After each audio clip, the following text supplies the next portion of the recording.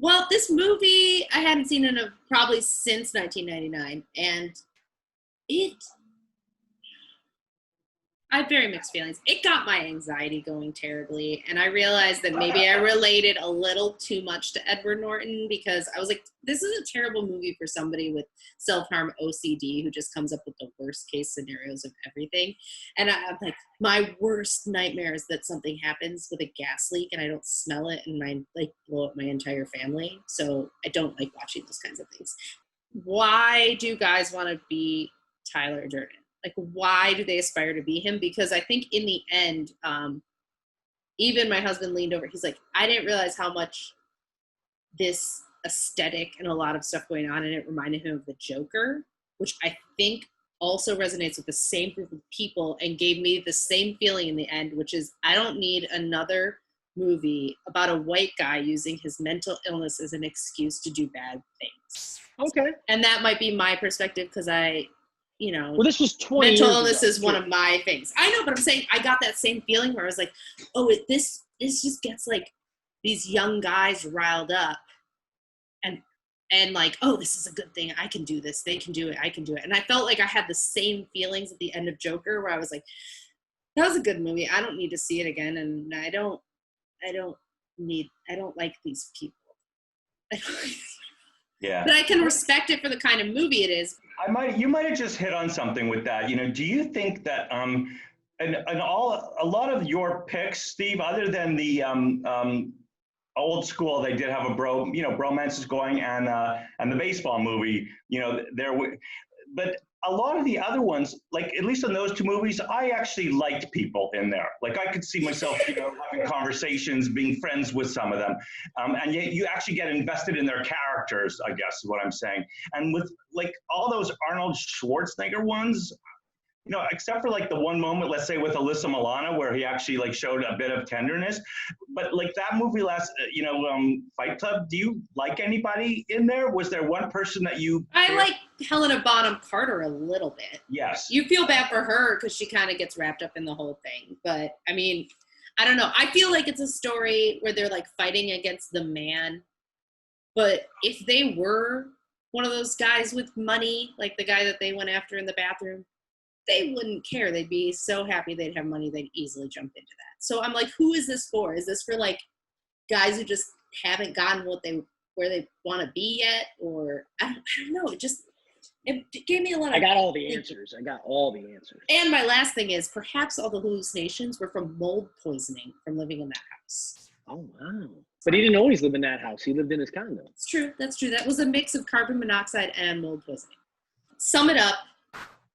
David Fincher's a genius. It's beautiful film. It's creative film. It's not what I'm going to go back to regularly because it doesn't leave me with a good feeling. And I think that's what I like when I'm going to repeat a movie. Got it. Okay. So there's a lot here for me to unwrap. So I'm going to try to make it quick and I'm going to try to answer some questions. Please. All right. I guess the best way to explain this to the two of you is that Fight Club for men is like beaches for women. But men, like straight dudes who are really scared to show their emotions, the only person that men trust, like Bet trusted Barbara Hershey, is themselves. So the only person that they can relate to as a man, you don't understand me. I have to make an alter ego that understands me. Do you kind of see where I'm going with this? We're done. That's what I'm trying to get. Personality who's Fernando. He's a salsa dancer, though. That's a dance club. That's a different. I mean, I guess I have an alter ego, but I don't know. It sounds lonely. So you have no one to talk to but yourself? Sometimes. Now, we got our bros and we go out and stuff, but some of the guys who are just so internal and this is just a whole...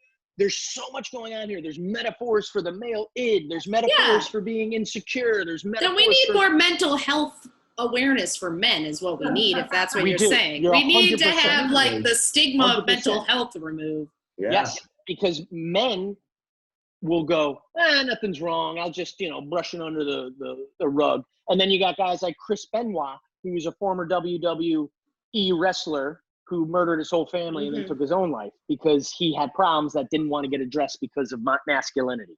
Anyways, this movie is almost a perfect film because of, and I know I'm not just talking about, I know it's heavy and I know there's a lot that goes on and you can get a little gory and but how it wraps everything up in a bow, as Eric knows. It really. I never got to the bow. You didn't even get to the wrapping paper. I got you got to the box. You put it in the box and then you went, all right, I'm good. Yeah. It's just a great movie. And yes, in 1999, when I saw this movie, I got my hair cut like him. I got a little bit of the goatee. I started every guy I knew dressed like him. And we all tried starting fight clubs. Okay. We all did. Yes. Bad idea. You get punched once. It's not like you do feel alive, but then you go, I don't want to get punched again. You know what I mean? It was the One Punch Club. Yes. But you understand why these guys did it, because their lives were so mundane. They needed that excitement. They needed to get in there and feel alive again. And that's ultimately why he did it, to feel alive. He was walking through life in the shell of a body until he created this fight club that had made people feel alive again. You know, we as humans, we're not stimulated like our ancestors were. We live very mundane lives. We don't have to worry about a bear breaking into our hut and eating us. We don't have to look for our food every day, hunt our food, worry about other people coming and stealing our food and raping our women. So we have sports and we have movies to try to get that excitement. I do come up with those concepts just because I like to have something to worry about. Yeah. So anyways, obviously I love this movie and I think it's brilliant, and it speaks to men in a way that is different, I guess, because even my wife was watching it and she's like, I don't get that. I don't get this. And I'm like, because you don't get it. Eric, I mean, this was the movie that really showed the guy, the girl, and the gay. Wait, you realize that? Who's gay? I was saying this movie was the epitome of what we do. I thought you were saying I was Helena Bonham Carter and you were Tyler Durden. No. And I missed something that said Edward Norton, which why we don't use his character's name right now, is gay. And I was I thought I missed something. No. I'm just saying this movie was perfect for what we do. This is what we do. Yes. It was great. It was because I felt and that. It's not just a stupid action movie. It's not just like, it's a smart, cerebral film. And I'm just glad I'm glad Eric liked what he saw. Yeah. And I understand, I agree with you 100%. Mental issues, mental awareness in men.